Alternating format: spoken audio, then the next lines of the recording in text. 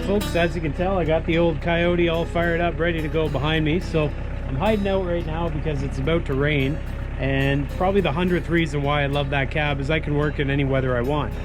I guess if it was raining, you could put on a rain jacket, but that's no fun. So I'm out here in the cab. What I'm doing is I'm picking up where I left off last time, and last time I dragged these 14 footers out of the bush, and I said I was going to put them on the bunks, but time ran out. I got hungry and I got out of there. So today I'm loading those up on the bunks, seeing how much room I have left. That'll determine how much more I go down the trail to get, because if you remember, way down there I got a whole pile of logs that can fill this in no time. So gonna get the tractor going, and that's about it, so hold on. All right, I like to do a bit of a walk around here just to get a good visual on what's going on here. Also helps me to spot any problems. I already checked the oil and I already checked the hydraulic fluid down there. So other than that, I just do a quick visual. So looks good to me, so let's go.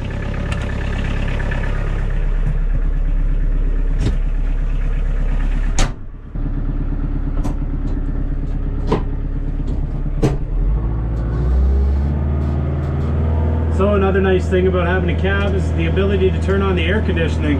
It's kind of humid out here despite being the end of September. So we're gonna fire up the AC. Now I got a few logs in behind me, so I just gotta sort of maneuver around them here. And the backup camera really comes in handy here to check my surroundings. But that's a start anyways, so those are the ones I gotta move.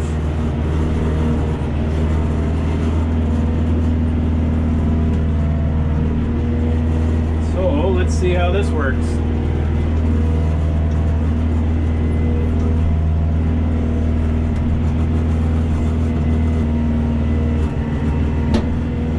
And if you're ever wondering, if you have one of these Woodland Mills HM130s, if you're ever wondering whether you need the extension for the bed of the mill, definitely get it, because days like today I wouldn't have been able to cut this without getting an additional 4-foot extension. So even though I didn't anticipate it off the start when I bought that machine, that Woodland Mills sawmill, days like today are going to come in handy having that extension.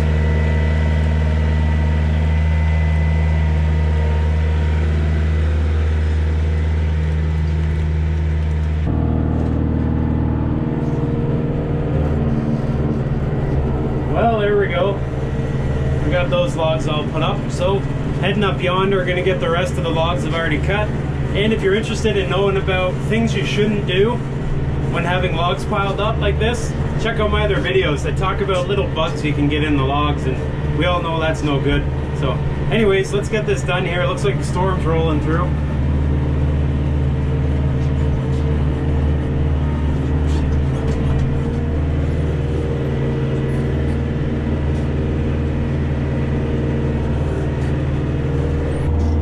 I'm trying to get some bigger logs here, but at the end of the day, they're sort of mixed and matched in there, so I think we're just going to get whatever we can get off here. I think I got two pretty good ones here. We'll see if we can sneak. So what I do there, I've got my rear hydraulics hooked to this lever, so this controls my grapple. You heard the hydraulic pump working there, and the reason it was because I push it all the way in, so it applies firm pressure on those logs up until I move them away from the pile, and then I release that pressure. That way it can, if these logs move, the pressure staying on it will allow it to continue to clamp down, and I won't drop them until I'm sure I got it. So we're gonna take these two for now. And one thing with my tractor here, I don't have any ballast tires, so I don't have any weight in the tires, and I don't have anything heavy on the back right now, so there's not a heck of a lot that's keeping the weight down when I have logs on. So you'll notice every once in a while it tends to bounce a little. The tires aren't coming off the ground, but the weight is coming off the tires a little bit. So just be forewarned, if you're in my situation and you're carrying logs like this, it will start to feel a little bit light in the rear unless you get some ballast in those tires. Anyways, if you guys are in the boat for a tractor and you're watching this seeing, okay, what's the Kioti got to offer? What I can tell you, make sure you're getting a tractor that's got a tilt steering.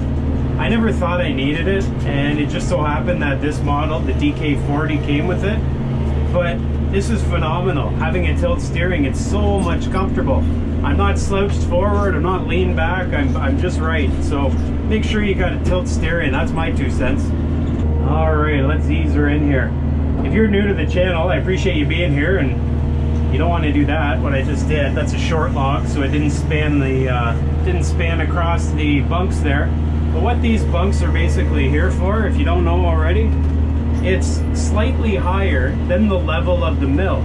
So see the mill bed there? It's slightly lower than the bunks. So that allows me to load up with logs on the bunks and just easily roll it down with some little ramps onto the sawmill bed. Makes my life a lot easier, allows me to stockpile wood, and keeps me productive. So that's what that's for.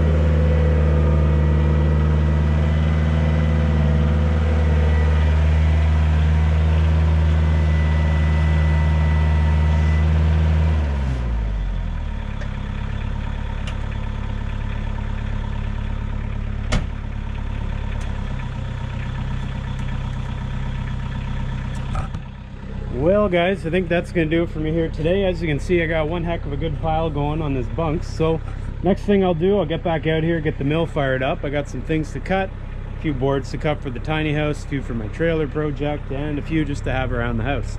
So that's it. I appreciate all you guys watching. You guys know what to do if you like the content. If you didn't, as always, come on back. Tomorrow's a new day. Thanks for watching.